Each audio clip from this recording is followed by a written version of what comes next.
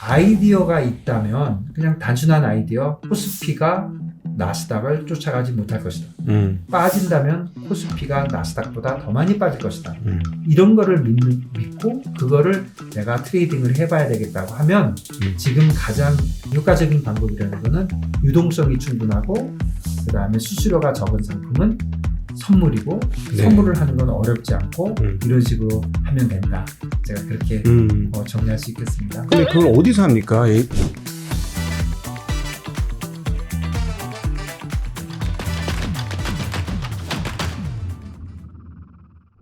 안녕하십니까. 증시각도TV 시청자 여러분, 투자자 여러분 반갑습니다. 여러분이 기다리시는 한국 최고의 트레이더 전 한국 리만 브라더스 대표 김준성 대표님 모셨습니다. 대표님 어서 오십시오. 안녕하십니까. 네, 안녕하십니까. 네. 지난달에 나오셔가지고 네. 한국은 사실 반도체 수출 잘 될 거라고는 하는데 잘 못 믿겠고 네.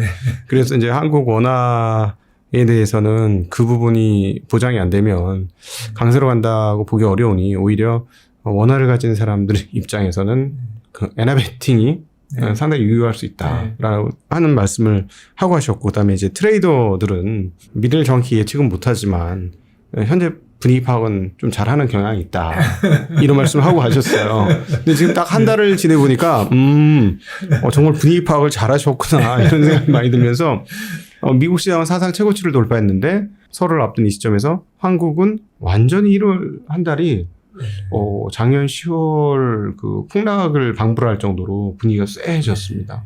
근데 그 참 안타까운 게 그 미국의 전부 그런 게 아니고 일본도 신고가를 냈고, 네. 그리고 미국도 좋았고 오직 한국과 홍콩, 네. 중국 이런 쪽만 지금 최악이에요. 네.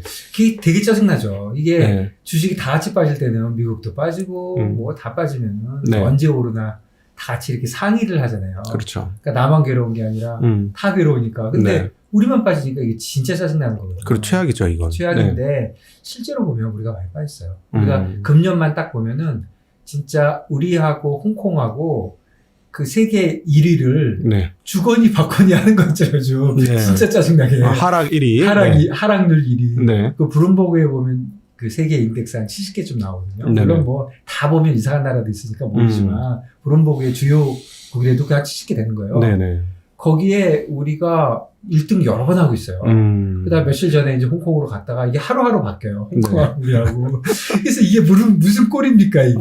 그러니까요. 벌써 보면은 지금 뭐 대충 봐도 미국하고 벌써 한 10% 차이 났어요. 미국은 플러스고 우리는 마이너스고 해서 그렇죠. 지금 보면 8%에서 10% 왔다 갔다 하거든요. 네. 그리고 말씀해 주신 대로 일본은 플러스 뭐 7%, 8% 이렇게 가니까 네. 한 15% 차이 나는데 그런데 이게 처음 있던 일은 아니고 기억나시겠지만 작년에 코스피가 19% 올랐고요. 네. S&P가 24% 그리고 나스닥이 44%. 네, 엄청나게 네, 올랐습니다. 그다음에 나스닥 중에 100 있잖아요. 퓨처스 하는 거.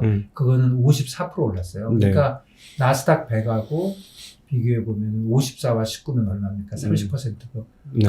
넘잖아요. 그렇죠. 그런데 벌써 금년에 한 뭐 8%, 10%좀 가고 있는데 문제는 뭐 한 번 그 정도 뭐 차이가 날 수도 있는데 이게 줄어드는 것이 아니라 이 격차가 벌어질 수도 있잖아요. 그렇죠. 그런데 그냥 아까 좋게 얘기해 주셔서 트레이딩 하던 친구들이 네. 느낌이 좀 있다고 하잖아요. 근데 느낌이 진짜 안 좋은 거예요. 왜냐면 우리 주식이 조금 오를 것만 같으면 뭔가 확 찬물을 끼얹잖아요. 엊그저께도 그랬잖아요. 엊그저께도 그랬고 몇 번 그러는 것 같아요. 느낌이. 네. 그래서 한국 주식이 굉장히 취약한데 또 요번에 중국 부양책이 나올 때 중국 부양책이 사실 세게 나오는 거잖아요. 네. 사실 중국 부양책에 대해서는 저는 솔직히 잘 모르겠어요. 네. 중국 부양책이 왜 부양될 때까지 나오는 부양책일 수도 있잖아요. 그렇죠. 그러면 네. 결국 올라요. 그런데 웬만큼 나와서 잘 오를 것 같지도 않아요. 그렇죠. 그런데 네. 이제까지는 뭐 이 시장에서는 긴가민가 하는 건데 그 와중에 보면 그 직전에는 홍콩이 많이 빠졌고 홍콩이 많이 움직인단 말이에요. 네. 결국은 중국은 약간 과대평가돼 있고 홍콩이 진짜 마켓이라고 봐야 되는데 동시상장 같은 것도 많이 하니까 예. 그러면 뭐예요? 지금 부양책을 내고 있으면 홍콩은 올라가는데 우리는 안 올라가잖아요. 네. 그러니까 결국에는 진짜 한국 최근의 약세가 중국의 약세이기 때문에 한국이 약세다. 이렇게 보는 게 사실 큰 흐름인데 예. 뭐 틀린 말은 아닌 것 같은데 네. 그거 그렇다고 보기엔 너무 심한 거지. 그렇다면 한 반만 해야지요. 어떻게 더 할 수가 있어요. 네네. 중국보다 우리가 더 많이 빠진 거 아시죠? 올해 들어와서 그렇습니다. 예, 중국보다 네. 더 많이 빠졌어요. 그러니까 한국이 아무래도 너무 약하니까 그럼 이거 진짜 올해 별로 안 좋은 거 아니야? 네. 그러니까 최소한 오른다면 이런 생각은 좀 들어요. 여기서부터 예를 들어 주식이 오늘 시점에서 연말을 한번 생각을 해보면 연말에 한 지금보다 예를 들어서 10%가 올랐다. 예. 나스닥이 20%가 올랐다. 그러면 코스피는 얼마나 오를까? 30% 오를까? 좀 안 그럴 것 같아요. 좀 덜 오를 것 같아요. 네. 그런데 또 세상을 모르는 거니까 여기서 나스닥이 20%가 빠졌다. 그러면 코스피는 10%만 빠질까? 한 30% 빠지는 거 아니야? 그러니까 코스피가 진짜로 특히 미국 주식에 대비해 볼 때 예. 금년에 작년처럼 작년은 올라가면서 못 따라간 거고 네. 올해야 뭐 올라갈지 내려갈지는 모른다 하더라도 예. 올해도 상대적으로 약한 거 아닌가 그런 생각이 좀 듭니다. 네.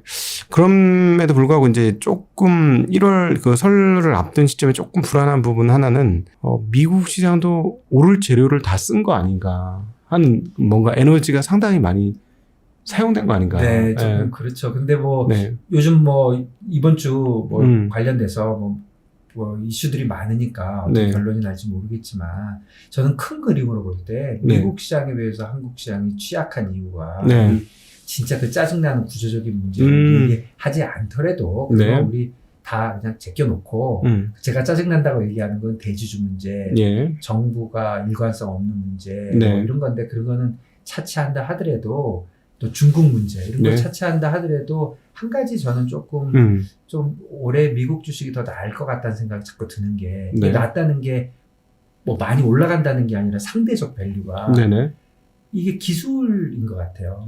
지금 아무래도 전체 주식시장의 가장 키포인트는 사실 기술이잖아요. 네네. 기술 기업들이 예. 뭐 세상을 끌어가고 있는 거죠. 그게 뭐 맞든 틀리든 첫 번째 생각은 그 말이 맞는 말이든 틀린 말이든 난 잘 모르겠는데 네. 사람들이 그렇게 믿으면 뭐 믿는 거지 뭐 그렇죠. 시장이 그렇게 가는 거니까요. 그렇죠. 그런 것도 있고 두 번째는 맞는 말일지도 모르겠어요. 네. 왜 그러냐면 이자율도 높고 지금 뭐 예전처럼 뭐 중공업이 하는 세대도 아니고 결국 AI나 이런 것들이 세상을 바꿀 가능성이 있어 보이잖아요. 요즘 네. 뭐 엄청 나잖아요. 너무너무 재밌잖아요. 네네네. 그러면 이런 게 진짜 세상을 바꿔줄 수도 있잖아요. 그렇죠. 그렇다면은 기술력이 진짜 관건이고 어떤 나라의 주가지수, 어떤 나라의 경제 이런 것도 그 나라가 갖고 있는 기업의 기술력. 네. 기술력이라는 게 국가의 기술력이라는 게 사실은 기업이 갖고 있는 거죠. 그렇죠. 뭐 요즘 뭐 국가가 직접 하는 거 없잖아요. 개인이 하는 것도 아니고 결국 네. 기업이 갖고 있는 건데 그렇다면 우리나라 기업들이 그런 세계적인 기술 아니면 시장이 포커스하는 기술을 갖고 있느냐 그게 관건인데 예. 사실 10년, 20년 전에 갖고 있었죠. 우리가 뭐 좋은 거 많았죠. 네. 삼성전자도 그렇고 뭐 조선도 그렇고 뭐 바이오도 그렇고 뭐 좋은 게 너무너무 많았지만 그때하고 비교해 보면 지금이 약한 거 아니냐. 네. 지금 우리가 갖고 있는 게 제가 좀 험하게 얘기하면 삼성전자가 있죠. 네. 훌륭한 기업이 있지만 과연 반도체에서 조금 일부만 차지하고 있잖아요. 2차 전지가 좋다고 하지만 과연 이런 뭐 양극재 뭐 이런 게 2차 전지 전체 산업에서 얼마나 비중이 있는 것인지 네. 냉정하게 생각해 봐야 되고 이게 또 대체안은 없는 것인지 네. 또 대체안이 없다 그러면 다른 애들은 정말로 이 기술을 못 따라오는 건지 이런 거에 대해서 퀘스천이 들거든요. 예. 그렇다면은 결국 미국은 기술력을 상당히 확보돼 있고 물론 미국이 지금 뭐 PE가 어쩌고 너무 과대평가된다 그렇게 말씀해 주신 대로 미국도 좀 깐닥깐닥 하잖아요. 네네. 너무 많이 올라온 것 같아 하는 느낌은 지금 있지만 조금만 길게 보면 결국 금융도 시장도 기술력에 의해서 관건이 될 텐데 네. 그 기술이 별게 없다. 그럼 미국만 별게 없을 게 아니라 우리도 별게 없을 거잖아요. 그러면 네. 전체적으로 주식시장이 떨어지게 될 것이고 주식시장이 떨어지면 미국보다 기술력이 약한 나라가 더 떨어질 것 같고 만일에 기술이 진짜 괜찮은 것 같아. 이게 기술이 진짜 세상을 바꿔. 그래서 미국이 또 한 번 날아가 버리면 네. 한국이 날아가는 걸 다 쫓아갈까요? 쫓아는 가겠지만 일부밖에 못 간다는 거죠. 막말로 우리 탑은 3,300이었잖아요. 그렇죠. 1, 2년 전에. 지금 엄청 멀잖아요. 2,500에서 3,300. 네. 미국은 그걸 다 넘어서 가지고 위에서 좀 덮어서 가고 있는데. 그런데 이런 현상이 많이 벌어졌으니까 금년에 내내 격차를 줄일 것이다. 이렇게 생각하는 뷰가 있고, 네. 점점 벌어질 것이다. 이렇게 생각할 수 있는 뷰가 있는데, 저는 좀 그냥 개인적인 느낌은 후자 쪽입니다. 네. 자, 그러면 한국에 계신 분들이 일단 작년 대비 올해까지 해가지고 누적 수익률 차이 난 건 차이 난 거고, 네. 향후에 이제 자산 관리를 할 때, 자, 어떻게 해야 할 것인가 하는 고민을 안 할 수가 없거든요. 네. 이미 나스닥은 좀 꽤 많이 올라서 부담될 수도 있고 그렇긴 하지만, 말씀하시기는 중장기적으로도 미국이 한국보다 나쁠 수 있다는 보장이 없고, 한국이 좋다는 보장이 네. 없다라면, 어떻게 우리 투자자들은 포지션을 짜면 좋을까요? 다양화해야 되는 것 같아요, 당연히. 네. 우리가 한국에 사니까 아무래도 한국 주식이 이제 친숙하잖아요. 네. 물론 한국에 이제 아주 이제 기업을 갖고 계신 분들은 주식을 갖고 계셔야 되는 거지만 일반 투자가 입장에서 보면 네. 사실 한국에 투자할 수도 있고 미국에 투자할 수도 있고 일본에 투자할 수도 있는 것인데 그렇죠. 네. 예전에는 해외에 투자하는 자체가 굉장히 불편하거나 네. 불법은 아니더라도 하는 게 금지돼 있거나 그런 경우도 많았어요. 그런데 네. 이제는 그야말로 너무너무 쉽거든요. 그렇다고 보면은 한국 주식이 전 세계에서 앞으로 100년 동안 계속 제일 많이 오르는 주식일 가능성은 빵이잖아요. 그렇다면은 물론 어느 나라 주식이 더 오를지는 모르지만 다양하게 분산돼서 투자해야 될 필요는 있는 거죠. 네네. 그래서 저는 투자를 다양화해야 된다고 생각합니다. 그러니까 쉽게 얘기하면 그냥 단순하게 생각하면 어떤 분이 한국 주식만 투자를 하시는 거예요. 그분은 세 가지 방향으로 가야 된다고 생각해요. 한국 주식만 하지 말고 네. 미국 주식도 해야 된다. 일본, 중국 주식까지는 힘들어도 전 세계를 이끌어가는 미국 주식은 해야 된다. 그런 생각이 들고요. 또 두 번째는 주식만 하지 말고 채권도 해야 된다. 네. 그러니까 한국 채권도 하고 또 두 개를 아울러서 보면 미국 채권도 해야 된다. 그다음에 채권뿐 아니라 환율, 원유, 금. 저는 항상 요 정도까지는 해야 된다고 생각해요. 그러니까 주식, 채권, 환율, 원유, 금.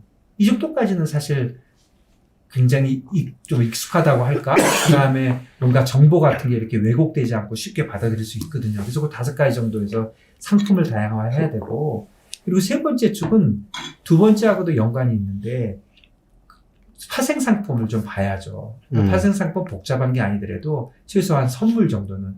예를 들면, 금이나 원유, 채권, 환율, 이런 거 하려면 사실 현물로는 거의 할 수가 없어요. 원유를 현물로 살 수는 없잖아요. 그렇죠. 금을 현물로 살 수도 없고. 그러니까 사실 선물로 하면 되고, 사실은 주식 같은 경우에도 선물을 하는 게 현물보다 그 좋은 점이 많이 있거든요. 그러니까 그런 거를 좀 파악을 해서 이제 국내 투자가들이 국내 주식만 쳐다보고 투자하지 말고 다양하게 투자해야 된다. 저는 그렇게 생각합니다. 근데 이제 말은 쉬운데요. 네. 일반인들 입장에서는 그럼 난 모르는데 해본 적이 없으니까 네. 이거 어떻게? 네. 네, 우리 이제 김 대표님은 많이 해보셨으니까 너무너무 쉽게 얘기하시거든요. 네. 저희 보시는 분들한테 어떻게 이걸 쉽게 접근할 수 있는지 알려주시면 좋을 것 같아요. 제가 사실은 저도 많이 해봤대지만 저는 기관에서 있잖아요. 네. 그러니까 예를 들어서 코스피보다 나스닥이 더 오를 것 같아. 그게 제 지금 믿음이에요. 제 생각이에요. 트레이딩 아이디어인데 이거를 이제 제가 기관에 있으면 너무너무 쉬워요. 이거 어떻게 하면 돼? 제일 쉬운 방법은 이런 것도 있어요. 헤지 펀드한테 전화해가지고 야, 나 그렇게 생각하니까 그런 거 펀드 하나 만들어줘. 그럼 내가 통째로 살게. 뭐 이런 방법도 있고 네. 아니면 이제 OTC에서 수합 같은 걸 하고 그런 거는 이제 그냥 하면 돼요. 그러니까 저도 이제 은퇴를 해서 개인 투자가 입장에서 보니까 그런 건 안 되잖아요. 보니까 선물이 있는 거예요. 그래서 사실 저도 해외 선물 같은 거는 예전 기관 다닐 때 해봤느냐? 별로 안 해봤어요. 네. 그냥 선물 해야 되면 OTC가 없으면 선물로 하면 그냥 큰 금액을 내가 그냥 저희 브로커한테 전화해서 나 뭐 얼마치 그냥 팔아줘. 네. 그럼 뭐 몇 얼물 뭐 이런 거 얘기도 안 해요. 네. 나 리스크 얼마 정도 리스크 값 좀 팔아줘. 그리고 알려주세요. 그냥 이 정도를 하는 거지 자세한 건 모르는데 저도 이제 개인으로 나와가지고 혼자서 저 혼자 하잖아요. 뭐 네, 비서가 네. 있는 것도 아니고 네네. 뭐 리스크 매니저가 있는 것도 아니고 네. 그래서 제가 최근에 좀 해봤는데 엄청 쉬워요. 예. 그래서 제가 한번 말씀을 드려볼게요. 우선 이제 제가 지금 말씀드린 예를 들어보면 제가 나스닥 롱 코스피 숏을 가했다. 네. 이거는 무슨 뜻이냐면 오를지 내릴지는 모르지만 나스닥이 오르면 더 많이 오르고 내리면 코스피가 더 많이 빠질 것이다 이렇게 보는 거잖아요. 그러면 이걸 하기 위해서 개인이 할 수 있는 방법은 좀 쉬운 거는 ETF예요. 네. 그러니까 이렇게 하면 되겠죠. 나스닥 ETF를 사고 코스피 그 뭐라 그러죠? 반대로 가는 거. 인버스. 인버스 ETF를 사면 되는 거죠. 네. 뭐 예를 들어서 내가 1억 원어치의 노셔널을 하고 싶다. 네. 액면을 하고 싶다 그러면 1억 원어치 나스닥 ETF를 사고 1억 원어치 그 인버스 코스피를 사면 되죠. 네네. 이게 이제 첫 번째 방법이고 두 번째 방법은 야 그렇게 하니까 1억 지금 리스크를 지고 싶으니까 벌써 2억이 필요하잖아요. 네. 그러니까 조금 쉽게 하려면 곧버스 있잖아요. 네. 그러니까 그 나스닥 3배짜리 있잖아요. 네. 3배짜리를 사고 한국에서는 뭐 인버스도 2배짜리 같은 거 있잖아요. 그래서 조금 이렇게 밸런스를, 레버리지를 하게 되면 2억이 안 들고 뭐 네. 한 뭐 1억이 들든지 1억보다 좀 안 들든지 그런 네. 식으로 하는 방법이 있는데 이게 생각보다 현금도 많이 들 뿐 아니라 수수료가 상당히 비싸요. 사실은 네. 특히 인버스 돼 있는 거 그다음에 레버리지 돼 있는 ETF들은 굉장히 그 수수료가 꽤 있어요. 일반 ETF보다 수수료가 더 높죠. 네, 수수료가 높아요. 그래서 네. 상당히 수수료가 있어요. 그래서 이거보다 더 쉬운 거는 사실 선물입니다. 네. 선물을 하면 이제 선물이 다 익숙하지가 않으셔서 그런데 사실은 그렇게 어렵진 않아요. 그래서 한번 말씀을 드려보면 제가 이제 요거를 한번 하기 위해서 코스피를 팔아야 되잖아요. 그럼 우리 그 선물 있잖아요. 선물 한 계약이 8,700만 원 정도 되는 노셔널을 하는 거예요. 네. 그게 왜 8,700만 원이냐면 그 선물 한 계약을 원금을 2,500만 원으로 정한 거예요. 네네네. 원래는 1억이었어요. 그랬는데 몇 년 전인가 그거 1억 너무 크다 그래가지고 4분의 1로 쪼갰어요. 네. 2,500만 원인데 그거는 선물 지수가 100일 때 얘기고 지금은 한 300 뭐 30쯤 되니까 네. 2,500만 원에 3.3배쯤 하니까 한 8,700만 원 정도 되는 거예요. 그러니까 내가 선물 한 계약을 샀다 네. 또는 팔았다 그러면 코스피 200 종목을 인덱스를 8,700만 원어치 사거나 파는 거거든요. 그러니까 제가 코스피를 숏을 가고 싶으니까 코스피 선물을 한 계약을 팔아요. 예. 그 다음에 이제 나스닥에 가서 그 금액에 맞는 뭐 8,700만 원 비슷한 거를 나스닥 가서 이제 사면 되는 거거든요. 그런데 나스닥 가서 살라고 보니까 한 번도 안 해봤으니까 헷갈리잖아요. 네. 그래서 제가 그걸 가르쳐 드릴게요. 요즘 너무 쉬운 게 증권사마다 뭐 CME, CBOT 뭐 이런 거 쫙 돼 있어가지고 다 너무너무 잘 돼 있고 사실은 그 수수료도 엄청 싸요. 선물이? 예, 엄청 싸요. 그러면 거기서 이제 쭉 나오면 제가 구체적으로 말씀을 드릴게요. 나스닥에 가면 이제 종목 코드라는 게 다 있거든요. 그렇죠. 그러면 요즘은 마이크로라는 말이 앞에 붙어 있는 것들이 있어요. 네네. 마이크로가 보통 거의 10분의 1을 해놓은 것들이에요. 그러니까 개인들을 위해서 좀 사이즈를 작게 해놓은 거거든요. 네. 그렇지만 거래는 엄청나게 돼요. 전 세계에 있는 모든 사람이 하니까. 그래서 마이크로, 이미니, 나스닥 뭐 이런 게 있어요. 이미니 나스닥이라는 게 예전에는 나스닥이었는데 이미니가 붙어가지고 나스닥은 처음에 선물을 할 땐 사이즈가 진짜 컸거든요. 네. 이미니라 그래갖고 일렉트로닉 미니라 그래서 요즘은 이미니만 해도 꽤 커요. 그거를 10분의 1로 쪼개놓은 MNQ 종목 코드가 MNQ라는 게 있어요. CME에 있는 건데 그거를 보면은 이제 이런 거를 보면은 야 이게 도대체 뭔가 하고 헷갈리잖아요. 그런데 거기서 보면 뭐를 항상 봐야 되냐면 승수라는 걸 봐야 돼요. 승수. 멀티플라이어라는 게 있거든요. 네. 우선 승수라는 게 중요하다 이렇게 먼저 들으시고 제가 설명을 차분하게 해볼게요. 승수가 있는데 이 승수라는 건 뭐냐면 그냥 우리 둘이 고스톱 칠 때 네. 고스톱 치다가 치기 전에 정해야 되는 게 하나 있잖아요. 점 얼마일지. 그렇죠. 그거예요. 네. 그래서 MNQ의 승수는 2예요. 예. 2달러. 그건 뭐냐면 나스닥 지수 1이 움직이면 2달러 주기로 우리가 정하자? 네. 이거예요.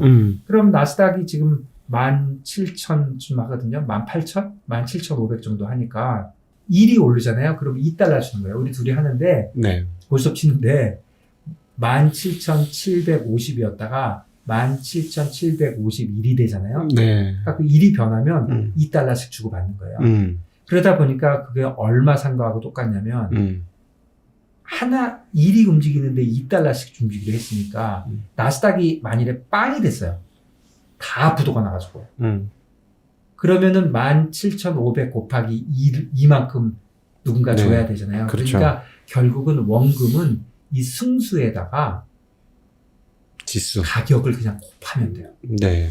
그러면 결국은 17,000에다가 2를 곱하니까 한 35,000쯤 되잖아요. 그러니까 그 MNQ라는 거를 하나 사면은 35,000불어치 산 거예요.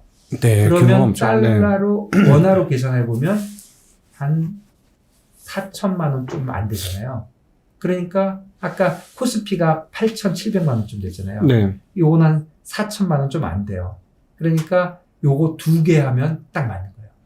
그러니까 MNQ를 2개 사고 네. 코스피를 하나 팔면 돼요. 음. 그렇게 해서 거래를 하는 건데 그러면 돈은 얼마가 드느냐?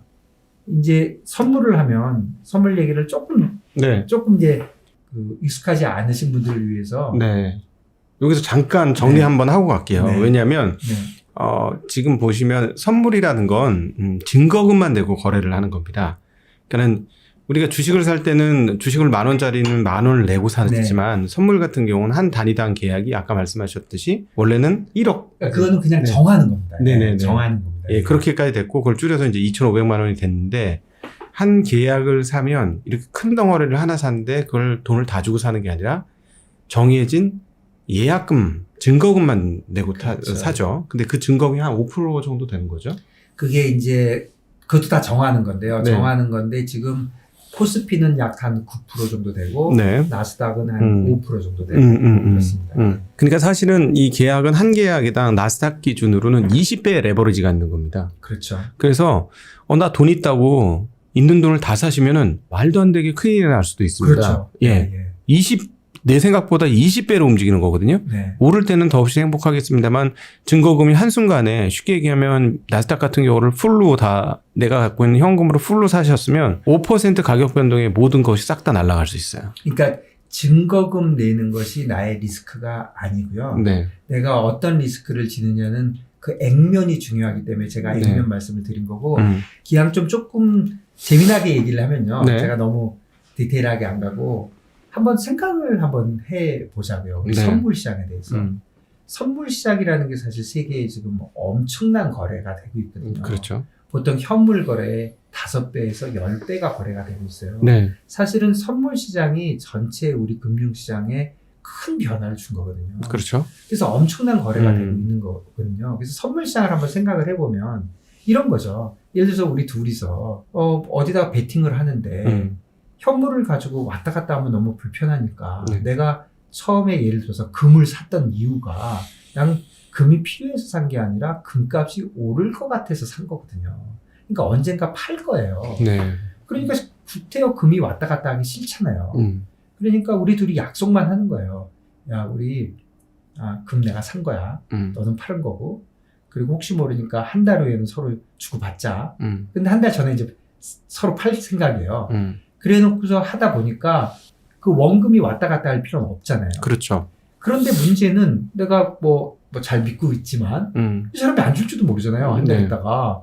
이 사람이 한 달 동안 부도날지도 모르잖아요. 그렇죠. 그러니까 어떻게 하자고 하면 크게 2가지 아이디어가 생긴 거예요. 첫 번째는 야 매일매일 가격이 움직이면 그날 가서 한꺼번에 하지 말고 매일매일 서로 주고받자. 네. 지금 100원인데 그날 가서 얼마일지 모르니까 하루에 99원이 되거나 하루에 움직인 값을 서로 주고받자. 마크투마켓을 해서 그게 첫 번째 아이디어고 네. 마크투마켓을 해도 주고받는다 하더라도 야 내가 100원에 오늘 거래를 했는데 오늘 저녁에 99원이 됐어. 네. 그래서 내가 1원을 받아놨어. 그랬는데 내일 또 주고받을 때까지 하루가 또 있잖아요. 그렇죠. 하루가. 그때까지 얼마 변할지 모르잖아요. 그렇죠. 그런데 내일 아침에 됐는데 쌩까시는 거예요.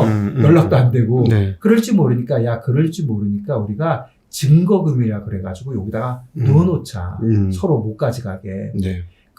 그래서 증거금은 하루치 변동량에 대해서만 받아요. 네. 그러니까 굉장히 작죠. 그러니까 그걸 하는데 이걸 둘이서 하는 게 아니라 야, 이렇게 하고자 하는 사람이 너무너무 많으니까 네. 날짜 하나 정해가지고 온 동네 사람들이 다 같이 하자. 네. 그렇게 한 게 선물이거든요. 그러다 보니까 쉽게 얘기하면 100만 명이 치는 고스톱이에요. 1억 명이 치는 고스톱이고 실제로는 한 15억 명 정도가 치는 거래를 하는 거거든요. 그러니까 선물에 관련된 제가 아까 조금 전에 조금 약간 복잡한 얘기를 드렸는데 그 모든 것은 그냥 정하는 거예요. 예. 룰 미팅 하듯이 야, 한 계약은 얼마로 하자. 날짜는 언제로 하자. 네. 야, 우리가 증거금은 얼마로 쌓자 하는 건 다 정한 것이고 이론적인 거는 진짜 제 생각에 딱 하나뿐이에요. 현물하고 선물의 가격에 약간의 차이가 있거든요. 네. 이게 현물 가격이 100원이면 선물 가격은 뭐 102원이거나 네. 98원이거나 있는데 그거가 왜 결정되느냐는 약간 이론적이에요. 네. 제가 뭐 30분이면 설명할 수 있으니까 아주 쉬워요. 그렇지만 그거는 이론적인 거고 이론적으로 결정되는 것이고 나머지 있잖아요. 나머지 뭘 승수값이라든가 네. 뭐 액면가라든가 이런 거는 그냥 다 그냥 룰 미팅에서 정한 거예요. 예. 그러니까 다 별거가 아닌 거예요. 뭔가 되게 복잡하게 써 있지만 외울 필요도 없고 네. 아무것도 아닌 거예요. 예를 들어서 아까 제가 말씀드린 승수도 우리 증권사 페이지에 들어가가지고 내가 나스닥 선물을 딱 보면 김준송이가 승수라 그러니까 승수를 찾아봐야지. 근데 승수가 없어요. 네. 사실은 CME에 들어가면 승수라고 딱 나와요. 멀티플라이어라고. 근데 우리나라 그거에 별게 없어요. 그것도 네. 뭘 보시면 되냐면 호가 단위 이렇게 나와요. 네. 호가 단위가 뭐냐면 17,500짜리니까 호가 단위가 지수 1로 할지 0.5로 할지 이런 걸 정해야 되잖아요. 네. 그럼 적혀져 있어요. 호가 단위 0.5. 그리고 그 밑에 뭐라고 적혀 있냐면 최소 가격 변동액 이렇게 나와요. 그럼 호가 단위가 0.5면 0.5가 움직이면 얼마를 주고 받자. 그러니까 고스톱에 점 얼마치자 이렇게 정하는 거예요. 거기 보시면 1이라고 써 있어요. 그러면 제가 아까 승수가 2라고 그랬잖아요. 네. 그 차이는 뭐냐면 사실 멀티플라이어로 말하는 게 좋은데 우리나라 증권사들이 좀 헷갈리게는 써놨어요. 그러면 호가 단위가 0.5니까 소수점 앞에 단위, 첫 번째 단위, 그 가격의 단위 1을 기준으로 보면 2잖아요. 그럼 같은 말이에요. 멀티플라이어가 2예요. 네. 승수가. 그러면 그냥 17,500에다가 2를 곱해버리면 그게 원금이 돼요. 그러면 똑같이 우리 지수 선물이 제가 아까 복잡하게 1억짜리가 2억 2,500만 원이 되고 뭐 100이었던 인덱스가 330이 돼서 8,700만 원 정도 된다 이렇게 말씀드렸잖아요. 네. 그런데 우리 그 코스피 퓨처스의 승수가 제가 말씀드린 승수가 25만 원이에요. 그러니까 되게 쉬워요. 25만 원에다가 330 얼마를 곱하잖아요. 그럼 8,700만 원 딱 나와요. 그러니까 이 선물에 관련된 이런 뭐 헷갈리는 얘기들은 다 사람들이 정한 거기 때문에 여러 가지 방법이 있지만 제가 해보니까 제일 쉬운 방법은 승수가 뭐지? 하고 승수를 딱 알아낸 다음에 네. 승수에다가 가격 그냥 곱해버리면 그게 원금이에요. 그러니까 아까 경고를 좀 해주신 대로 네. 내가 예를 들어서 나스닥이나 코스피를 하는데 돈이 1,000만 원밖에 안 들어가니까 내가 1,000만 원어치 지금 베팅을 한 거야. 그게 아니에요.